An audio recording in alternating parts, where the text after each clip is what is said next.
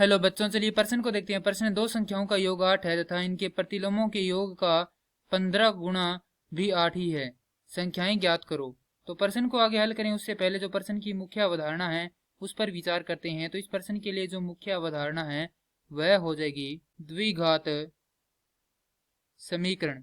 तो वे समीकरण जो ax का वर्ग योग bx योग c बराबर शून्य के रूप में हो, जहां a बराबर नहीं हो शून्य के, तो वे द्विघात समीकरण कहलाती है।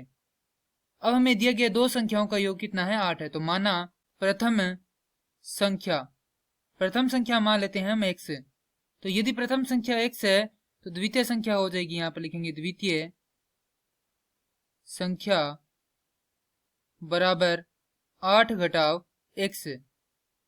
अब हमें दिया गया है कि प्रश्नानुसार उनके प्रतिलोमों का योग का 15 गुना भी क्या है, 8 ही है। तो इनके प्रतिलोम निकालते हैं। तो पहले का प्रतिलोम होगा 1/8 योग दूसरे का प्रतिलोम होगा 1/8 घटाव x, और इनका योग का 15 गुना।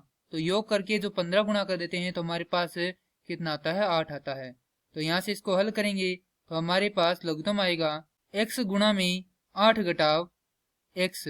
तो यहाँ पर रहेगा 15 और ऊपर हो जाएगा यहाँ पर 8 घटाव x योग x बराबर 8।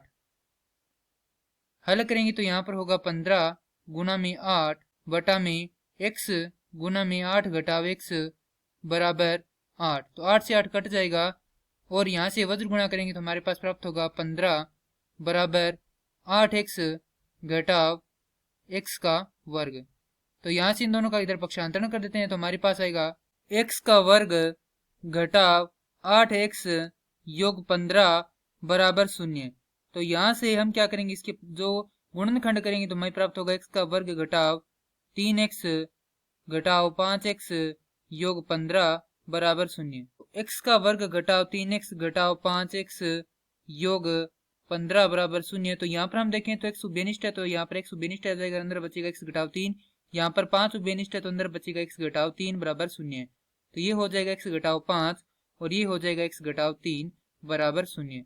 तो यहाँ से या तो ये 0 के बराबर है या ये 0 के बराबर है। तो यदि x घटाव 5 बराबर 0 रखते हैं तो हमारे पास x का मान आता है 5, और यदि हम x घटाव 3 बराबर 0 रखते हैं तो x का मान आता है हमारे पास 3। तो हमारे पास यहाँ पर x के दो मान आ चुके हैं। तो या तो प्रथम संख्या हमारे पास क्या होगी, 5 होगी, तो द्वितीय संख्या क्या हो जाएगी, 3 हो जाएगी।